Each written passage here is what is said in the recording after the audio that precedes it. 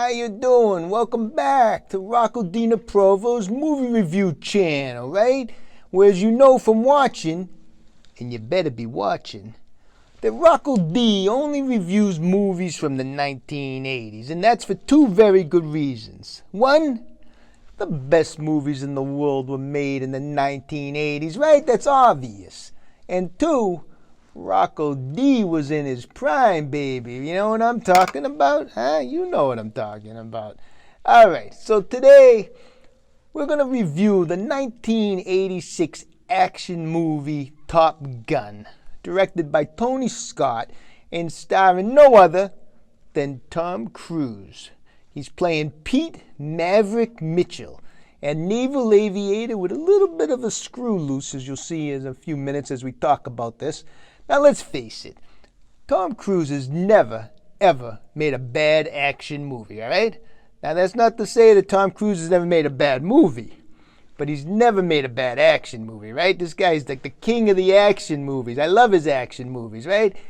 So, before we get into Top Gun, let me just take care of a little bit of business here, all right? Take care of the business first. First of all, you're sitting there and you're watching Rocko Denaprovo's movie channel, right? So you better hit the subscribe button. Subscribe to my channel, all right?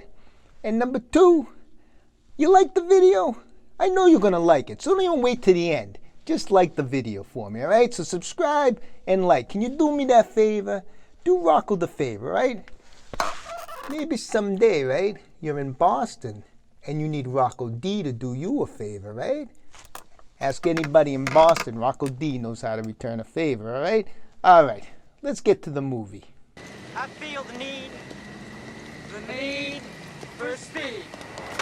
Ow! All right, so Top Gun is a movie about naval aviators, right?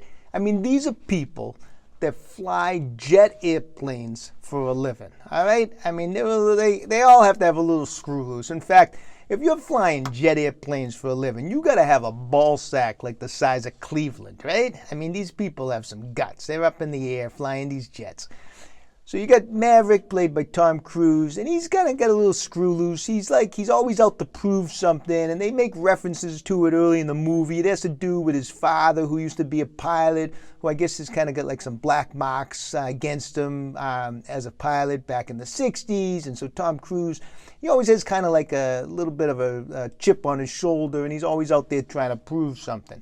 And his co-pilot in the movie, the guy's name, he goes by Goose, and he's played by Anthony Edwards. Remember Anthony Edwards from the TV show ER? He's a perfect match. You got, Maverick, who's like kind of got this edge to him. He's, he's a little crazy, and then Goose is kind of like the comic relief.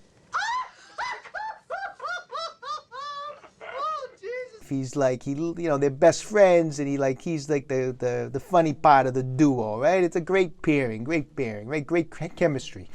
And so the movie basically starts off is that they're out in the Indian Ocean on an aircraft carrier, and they're out doing drills. And Maverick and Goose are out there, and there's another airplane out with them.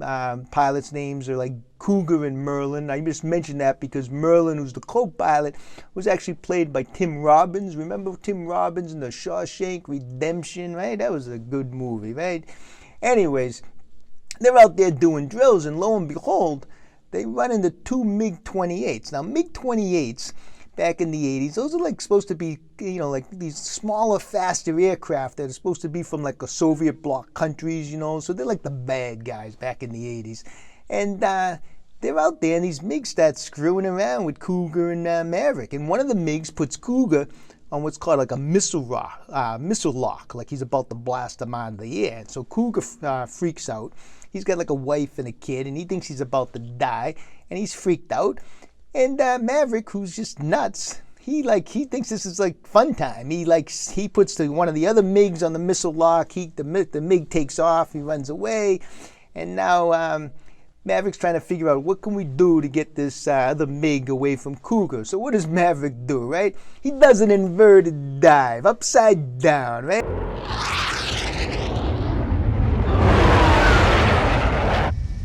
Idea of fun, man. Right? I mean, this is beautiful. He's upside down. He comes right above the MiG, and they're like a meter above him, right upside down. the pilot of the MiG's looking up. Tom Cruise is giving him the finger, right? And Goose is taking a Polaroid. I mean, it's a freaking funny scene of the movie. It's beautiful. The pilot and the MiG thinks these freaking guys are crazy, and he bugs out of there. Unfortunately, at this point, Cougar's like a mental wreck, right? He can barely fly the plane. But Tom Cruise, Maverick, he helps him out, and he gets him, helps him to get back to the ship and land the plane, all right?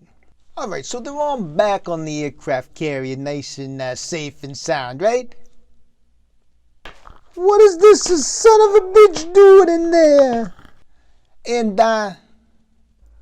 Rocko, what are you doing in there? You're so loud, I can't watch my TV show.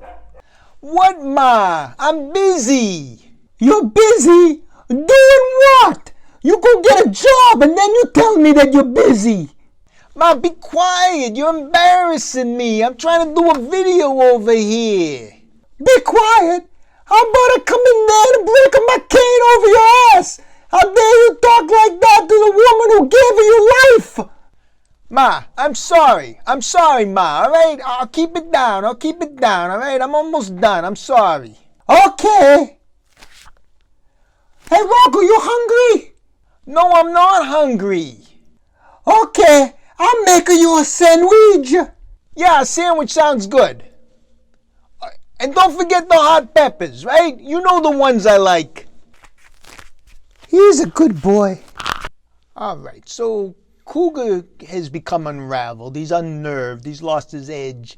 And he goes into the commander's office and he retires. He quits. He can't do it anymore, right? I guess you can do that in the military. In my line of work, if someone on my crew, becomes unnerved or unraveled, right? They can't retire. They don't quit. What happens is they go missing. You know what I'm saying, right? A different type of work. All right, anyways, getting back to the movie. So Cougar quits. He was, I guess, their number one pilot. Maverick was number two. Now he's number one, right? So the commander calls in Maverick and Goose. And the commander knows that Maverick's like, a good pilot, but, a little bit, a little messed up upstairs. And they make the first reference to, the commander makes the first reference to, Maverick's dad, not having the best name in the Navy. And let's not, Maverick, your family name ain't the best in the Navy. And that how Maverick needs to be doing it cleaner and better than everyone else. And he says that, you're number one now, and so it kills me, but I actually have to send you to Top Gun for training, because we have to send that number one pilot. And I guess, Top Gun is basically where they send the top 1% of all these naval aviators to learn like dogfighting skills, like how to fight up in the air better, learn the tricks of the trade. And Maverick and Goose are pumped. They're psyched. They get to go to Top Gun because they're the top pilot now. And that's where the movie moves on to, all right? All right, so the movie moves on to Top Gun, right? The Top Gun Academy here.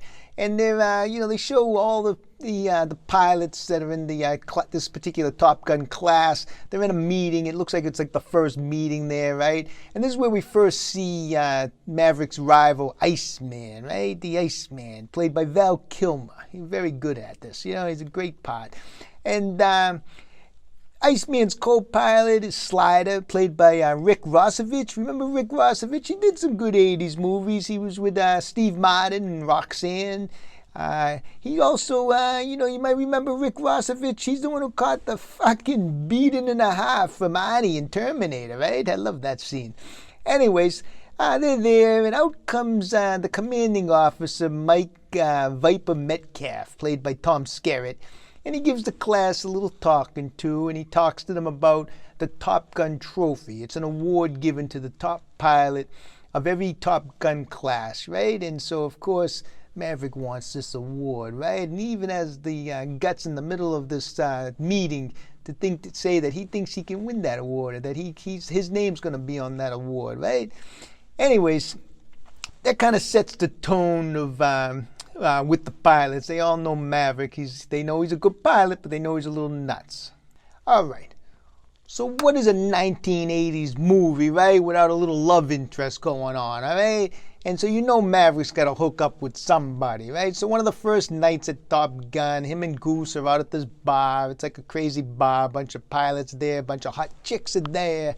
And this is when Maverick first lays his eyes on Charlotte Charlie Blackwood, all right, played by Kelly McGillis. He sees her at the bar, and he wants to meet her. So he's got a plan. And this leads to like a classic scene in Top Gun where Goose and Maverick go over and serenade Charlie.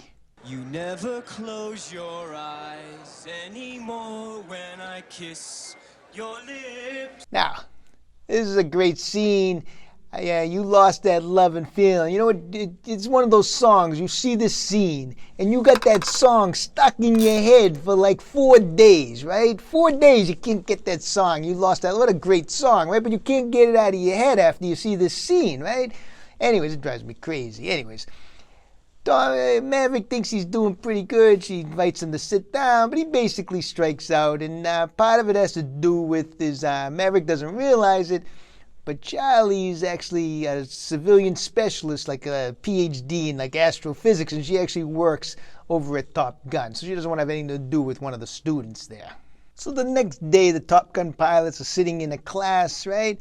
And who gets introduced as the teacher but Charlie? So Tom Cruise is sitting there, and he just starts sinking into his chair. You could tell he feels about like 2 feet tall now. He realizes who this girl was that he was hitting on the night before in the bar, right?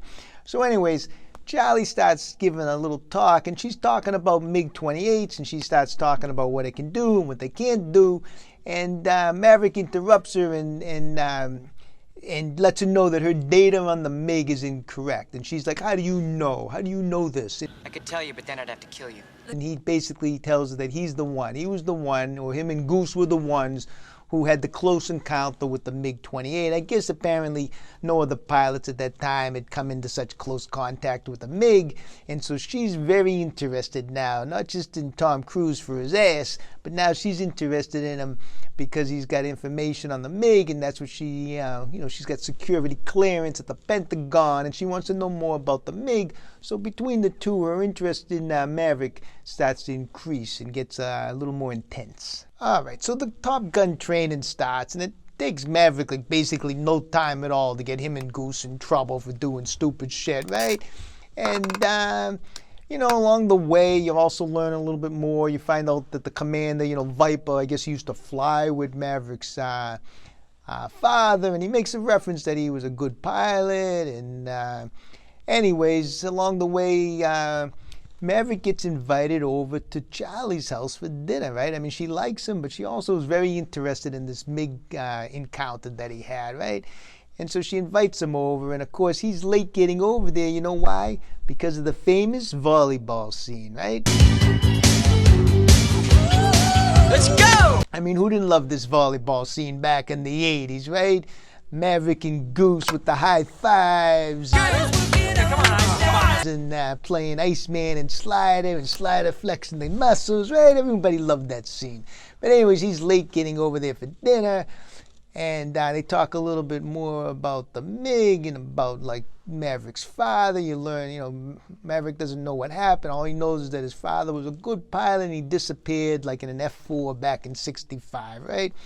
Anyways, and it kind of basically closes up with Charlie says to Maverick, this is going to get a little complicated, right? So anyways, the movie moves along.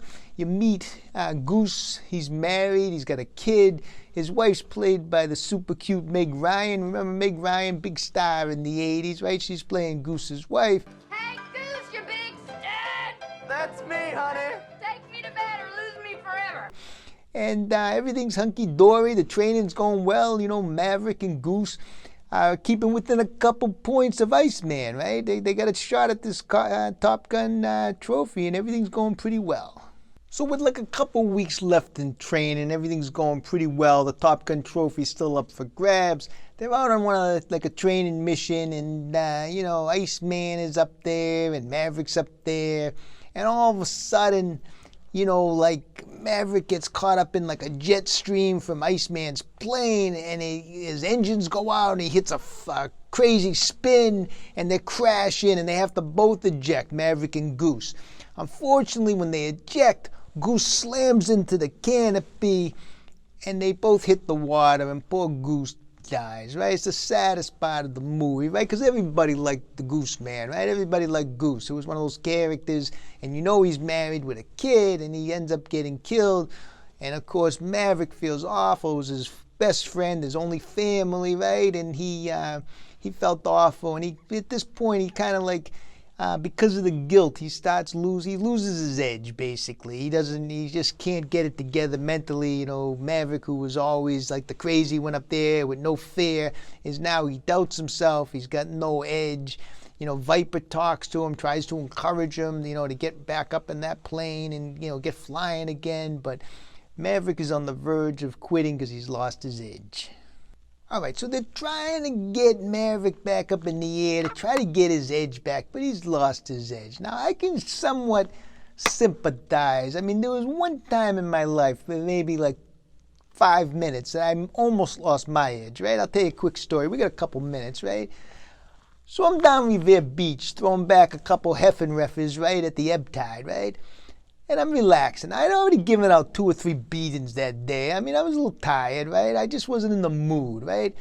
And sure enough, who walks in but Tommy Cannavale, right? And this douchebag has owed me like $250 for the last like week and a half, right?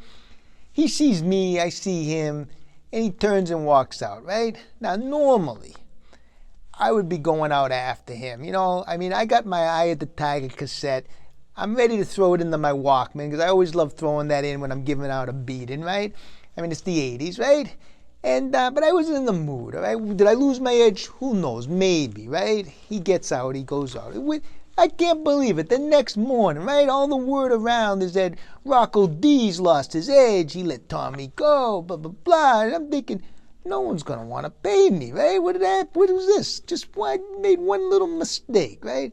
Anyways. Later that day, it's like, I don't know, like noon or whatever. And I know he's working at Bill Ash's, right, making pizza. Best place to get a pizza pie in Revere, right? So I go in there, I hop over the counter, and I start freaking beating on Tommy's head. I stick it in a pizza oven, right? And I say, hey, listen, you douchebag, give me everything you got in your wallet, or I'm going to make a pizza out of your face, right? I get my money. And from that day on, no one in the Boston area ever mentioned again about Rocko D losing his edge, all right? My rep was back to normal, all right? Anyways, I'm sorry to get off track, but sometimes I get a little crazy thinking of this stuff. So Maverick's trying to work through, some of these issues, and what he does, he ends up going over to see Viper at his house to talk to him, right? And this is where Viper lets him know, you know, I flew with your father, and your father wasn't like, you know, some bad person who did something wrong. He was actually a big hero. He's a natural, heroic son of a bitch. He tells them the story about how they were in a fight up in the air, and there was all sorts of enemy aircraft, and the father got shot, and he could have, left, but he stayed in the fight to save, 3 of the planes, and eventually gets shot down and killed. And, he was like a hero. But I guess the whole fight took place, in an area that they, the State Department didn't want to say that it happened or whatever. To make a long story short, they basically made it sound like, Maverick's dad was like a bad guy when actually he was a hero. So Maverick felt good hearing this story from Viper. And he felt good about his dad. He felt good about himself. And it was the pep talk that he needed. So, this makes Maverick show back up. He goes to graduation. He graduates from Top Gun. And right at the ceremony there's not even over yet, but there's like a crisis going on that they have to call into action some of these Top Gun guys, right? So they call in like Iceman and Slider and Maverick. They need Maverick, and they need Hollywood and Wolfman, and they get called in to try to settle this crisis. So the next day, these guys are all back on the Indian Ocean on an aircraft carrier trying to squash this crisis that's going on, all right? So I guess they sent up, Iceman and Slider, and they got Hollywood and Wolfman up there to try to, see what's going on. And all of a sudden, there's 6 MiG-28s show up, right? Now, Maverick's still on the aircraft carrier because I guess he's like their backup. But within minutes, Hollywood and Wolfman get shot down by one of the MiGs, right? So you got Iceman, the only plane up in the air, getting kind of crazy circled by these 6 little tiny MiGs. Like they look like a bunch of little flies, right? and they send up Maverick to go give him a hand. So Maverick gets up there. Of course, initially he's a little scared. He's still getting that edge back, right? He doesn't want to engage, but finally the old Maverick comes back, and he goes in and he starts shooting these sons of bitches down, right? So he takes out 3, Iceman takes out 1, the other 2 bug out. Everybody's happy. They end up back on the aircraft carrier, big celebration, Iceman and Maverick hug, it's like a big bro fest going on, right? You know what I'm saying, right? And everyone's happy, and Maverick's, as a hero. And as a hero, the commander says to him at the end, near the end of the movie, says, you can, any assignment you want, you can have it now, right? And lo and behold, what does Maverick want to do? He wants to become an instructor over at Top Gun. And so that's how basically the movie comes to an end, is he's back at Top Gun as an instructor, and he's sitting there at the bar having a brewski, and you can see someone comes in, they don't show who it is, they drop a quarter in the jukebox, and all of a sudden, what song is playing? The song that you can't get out of your fucking head to this point, right? You lost that love and feeling comes on the jukebox. So just when you think that song is out of your head, it's back in again.